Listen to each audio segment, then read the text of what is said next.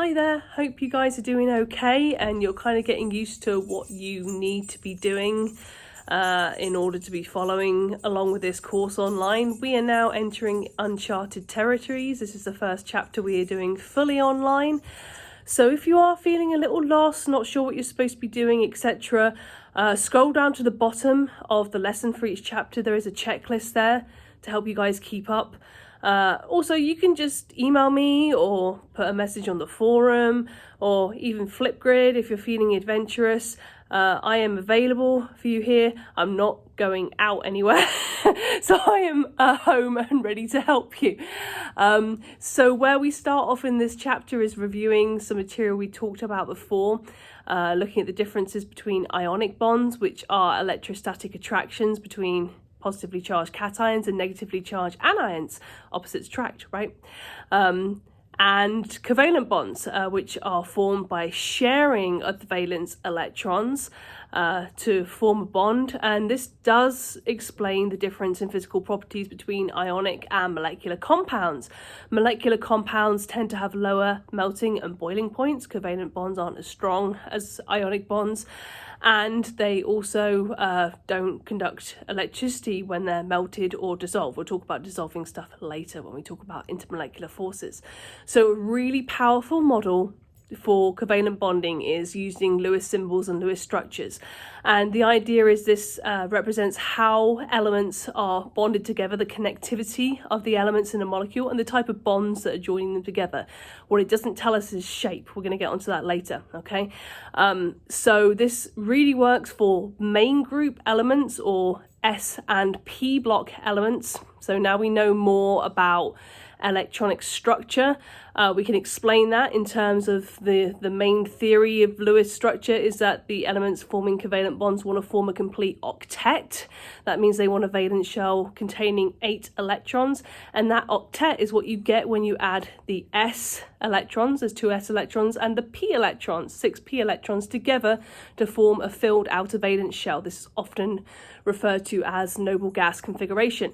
Hydrogen and helium are the exceptions to that, okay, because they can only have up to 2 electrons, and that's in just the S orbital, and that's often referred to as a duet. So when we are drawing our Lewis structure, our central atom or atoms is the ones with the highest bonding capacity. So quite commonly this is carbon, right? Carbon only has 4 valence electrons. So it wants to get up to having an octet. So that explains why carbon really likes to bond with stuff and has such rich and varied chemistry.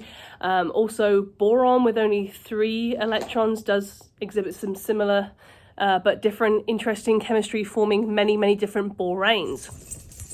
So when we're talking about a single covalent bond, that is a pair of electrons, often called a bonding pair. Ella, come here. A double bond is 2 bonding pairs of electrons, so that's 4 electrons total. And a triple bond is 3 bonding pairs or 6 electrons total. A general rule, the more electrons are contained within a bond, the shorter it is and the stronger it is. So out of single bonds, double bonds, triple bonds, the triple bond is the shortest and takes the most energy to break. And you can estimate the enthalpy change of a reaction just by adding up the bond enthalpies of all the bonds that are being broken. You got to break bonds before you can make them, and then subtract all the bond enthalpies of the bonds that are going to be formed. So yes, you need to know the Lewis structures of all the molecules involved in the reaction, so you can literally add up the energies of each individual bond that is present. When there is more than one possible Lewis structure that you can draw for a molecule, this is called resonance, and we can use a system called formal charge, where we nominally assign a charge to each atom within the Lewis structure, as in like what electrons actually belong to this atom, and by considering formal charge you can decide if a resonance structure is feasible or not. Also, electronegativity is a measure of how much an atom draws electrons towards itself. So within a covalent bond, one of the atoms may have a higher electronegativity, which means it really wants to hog all the electrons. It pulls the electrons towards itself. The general trend is that electronegativity increases towards the top right-hand corner of the periodic table. And the upshot of that is where you have a polar covalent bond formed, where you've got a difference in electronegativity between the two atoms forming the bond, that the electrons are not distributed evenly and they tend to be hogged by the more electronegative element. So there is a polarity, a difference in charge along the length of that bond. We also see lone pairs of electrons. A lone pair of electrons belongs to the atom that it's drawn on. It's not shared in any way to form a bond. But it's important to note that it still takes up space around the atom they belong to, so plays a really important role when we are looking at molecular shape. So the Lewis structure tells us how the atoms are connected together and with what kind of bonds, and if there's any lone pairs on any of the atoms in the structure, they don't predict the shape. That's when you need Vsepr. So Vsepr stands for valence, shell, electron, pair, repulsion theory, okay? So basically you have to look at how many lone pairs and how many bonds there are around the central atom. You add those together, that gives you the steric number. So you want to arrange any lone pairs of electrons and bonds around the central atom as far away in terms of geometry as possible, so you're minimizing the repulsion between negative charges. Remember, lone pairs and bonds all contain electrons. Opposites attract, like charges repel, so the electrons are going to repel each other, okay? So the steric number is what gives us the electron pair geometry, okay? So all we need to know, steric number of 2, linear, 3, trigonal planar, 4, tetrahedral, 5, trigonal bipyramidal, 6, octahedral, okay? Then the molecular geometry is what we call the name of the shape of the molecule, okay? If there aren't any lone pairs to worry about, molecular geometry is the same as those electron pair geometries. However, if some of those electron pairs making up the electron pair geometry are lone pairs, then we're going to name the molecular shape for what we see of the molecule if the lone pairs are invisible. Okay, they're still there, they're still influencing the shape, but they're invisible. Okay, so if we have a trigonal planar electron pair geometry and one of those electron pairs contributing to the steric number is a lone pair, then what we see is the bent shape where the angle of that bending is 120 degrees. Okay.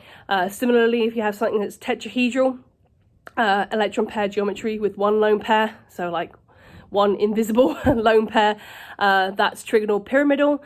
Or if there's 2, again, that's the bent geometry, but because we're based on a steric number of 4, the angle of the bend is 109.5 because it's based on the tetrahedron shape, okay?